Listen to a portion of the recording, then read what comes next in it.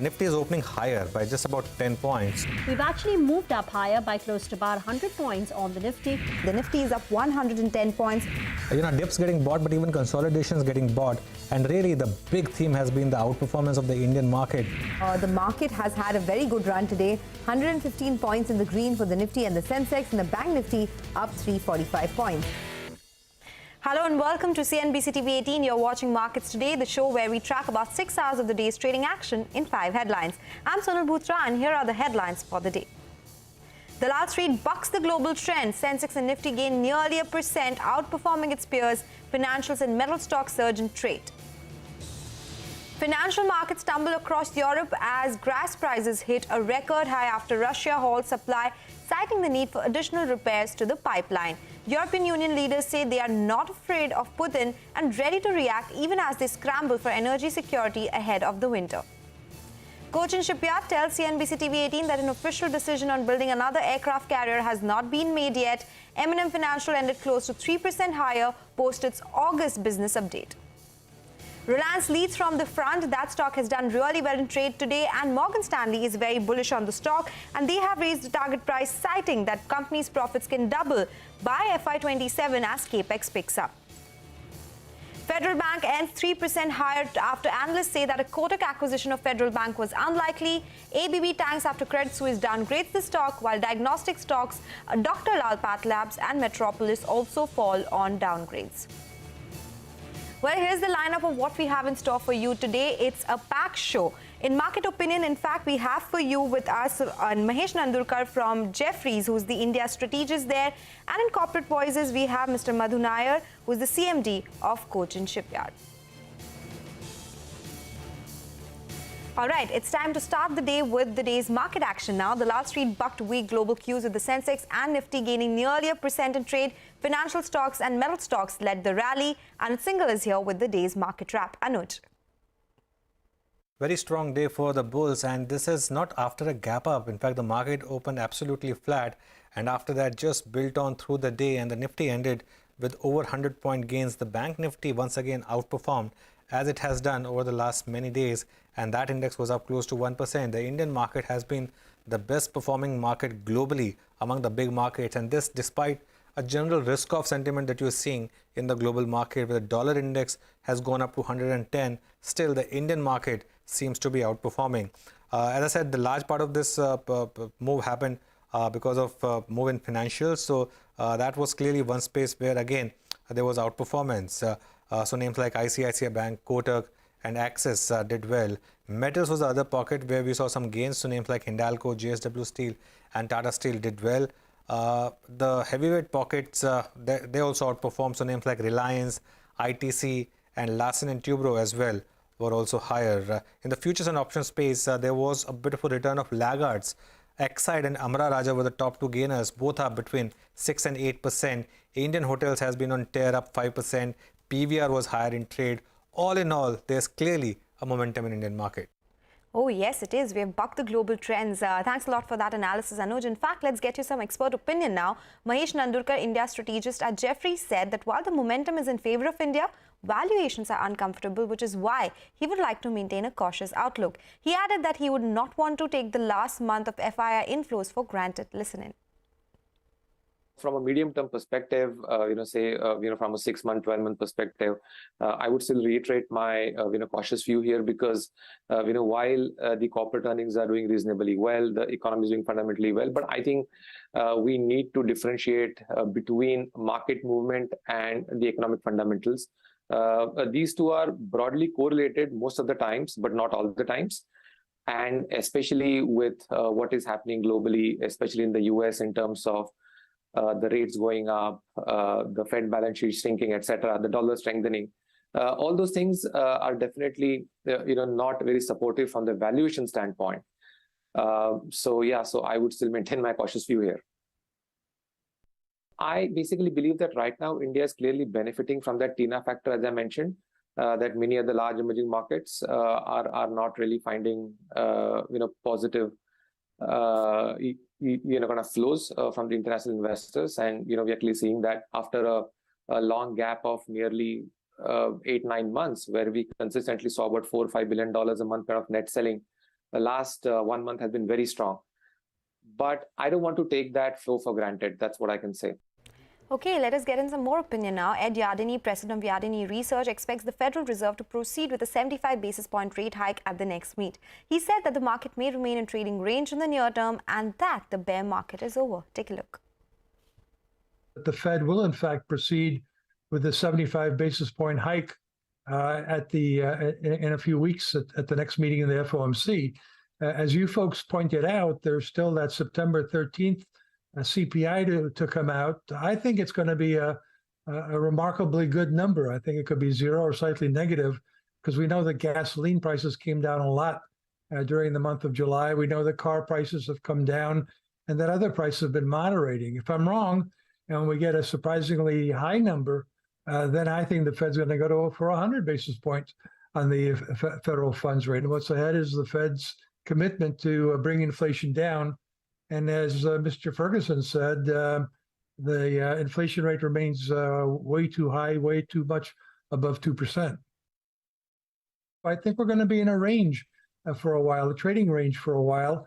And I think the portfolio strategy is most investors who are in stocks know that they're in it for the long haul. It's very hard to trade them. It's very hard to play corrections. I mean, I've seen plenty of people who told you exactly the right point to get out of the market and then forgot to tell you about when to get back in. So by the time they told you it's okay to get back in, you're back to where kind of you started. Meanwhile, you missed some dividend payments and all that. So I think the bear market's over. I think we're going to be in a consolidation phase here. We're not going to go straight up for the stock market. Money is going to leave China and go to India, and that may continue to also support the Indian market.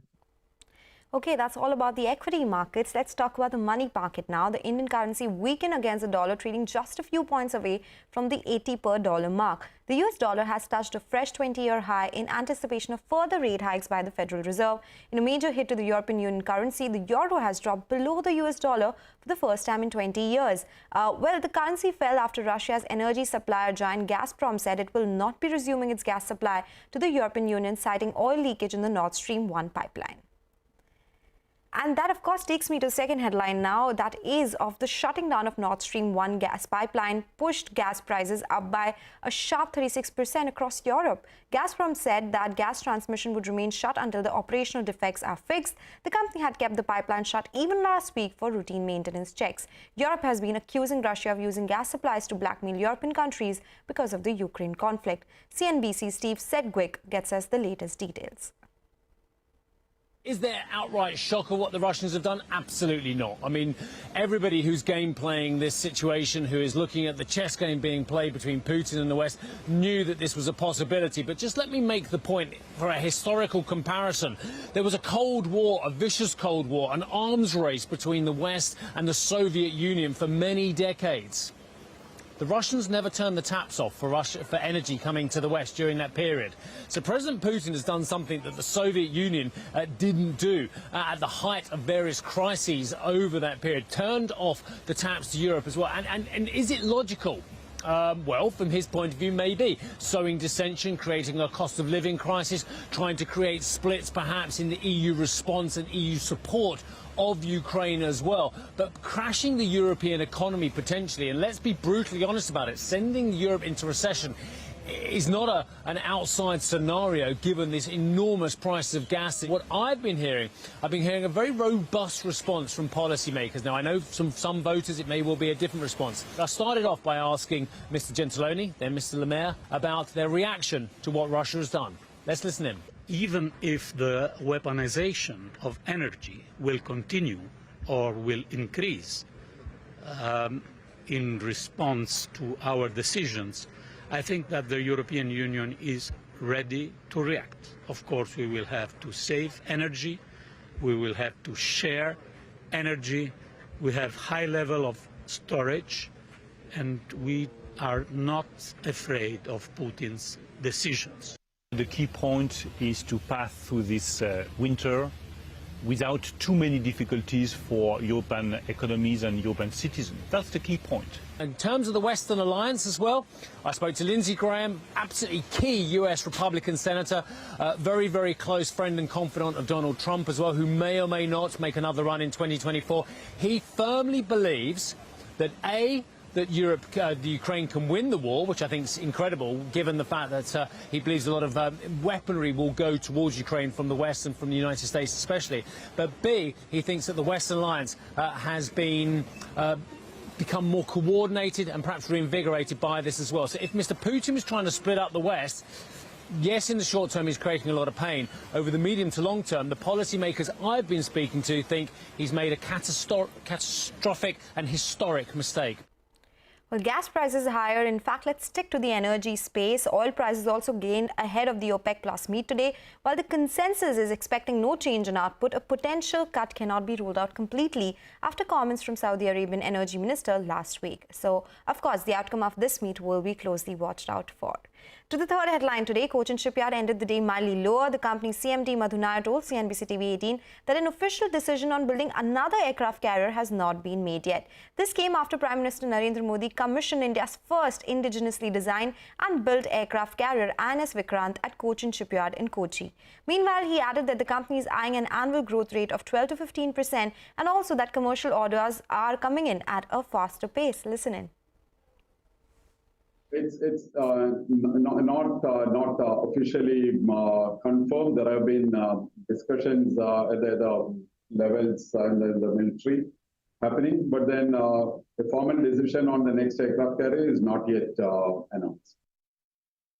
Commercial orders happen much more faster. For example, the entire 8 German vessels we need to deliver. The first vessels will have to be delivered in 22 months' time. And we already, this contract was signed in March of this year.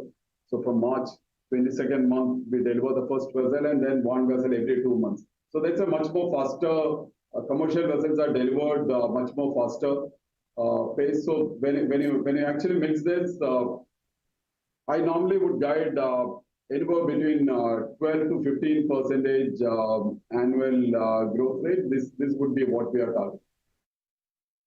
The defense order book, we have 8 number of ASW warfare corvettes, which we have already concluded with the Navy, which is about a 6,500 crore order, all the 8 vessels together.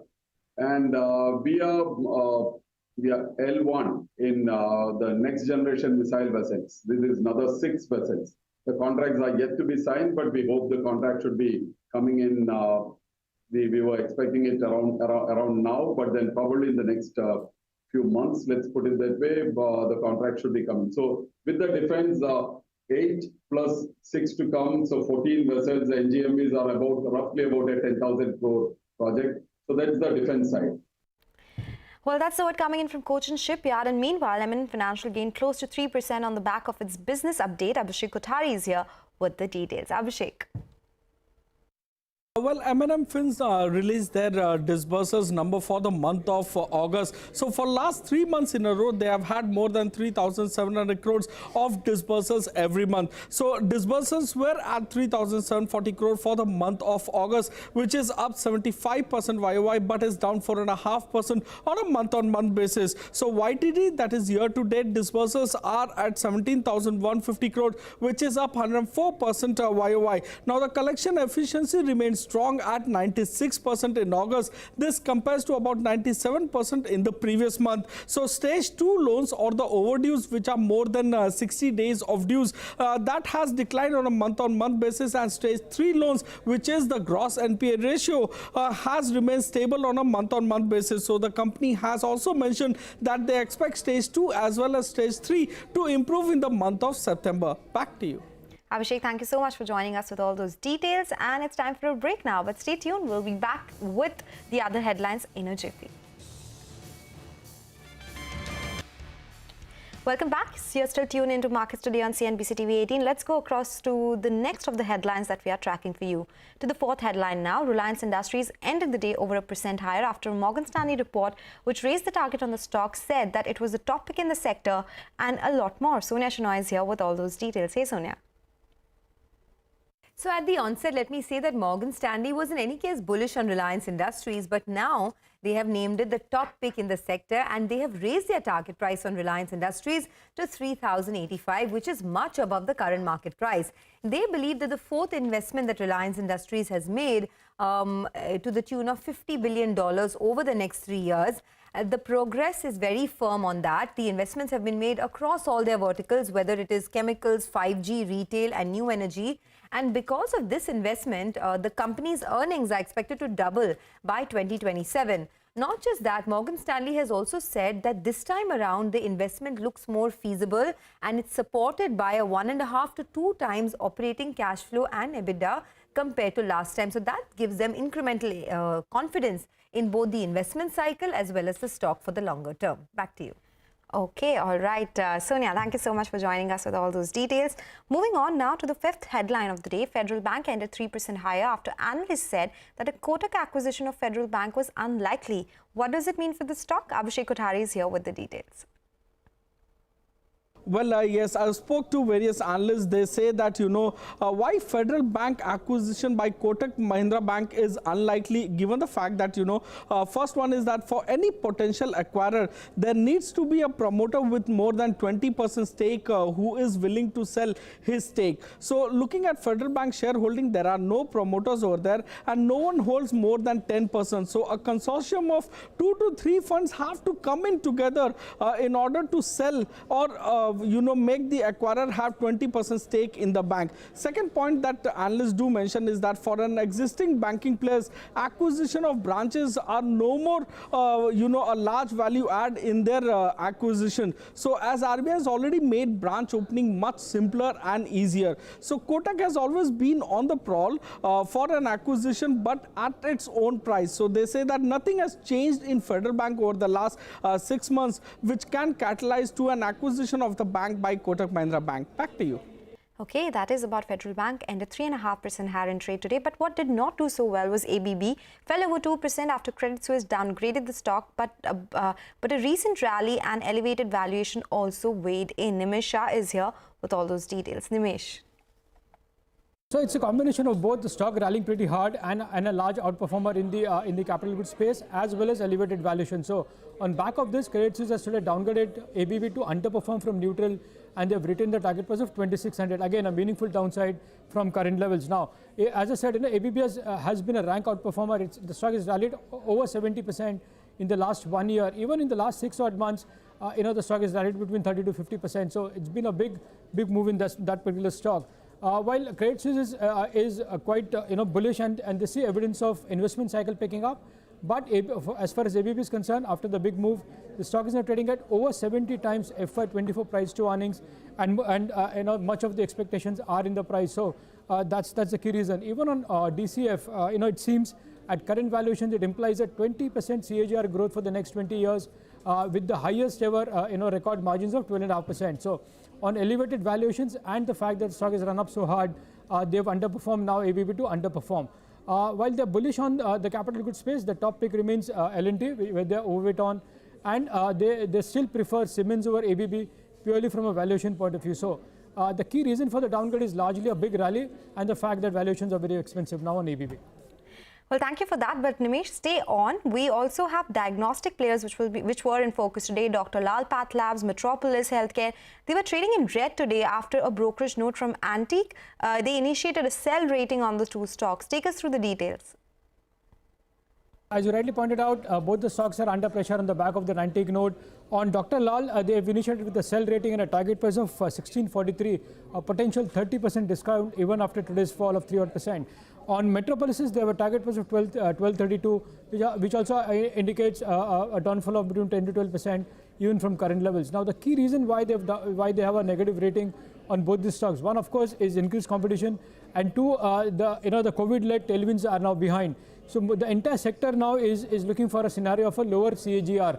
In fact, Antique says that the margins which all these companies reported in FY21 is unlikely to be repeated anytime soon, and they will revert back to the to the average of around 10-12% growth versus the 15% plus CAGR which this company has reported in the last few years. Even in terms of return on capital employed, it will go back to close to 25-26% versus a pre-pandemic levels of around 33%. So the entire sector is likely to be derated purely on valuations, and hence on back of that they have a sell rating on both Dr. Lal as well as in Metropolis. Valuations headwind for the diagnostic sector. Nimesh, thanks a lot for joining us. And with that, it's a wrap on this edition of Markets Today. Thank you for watching.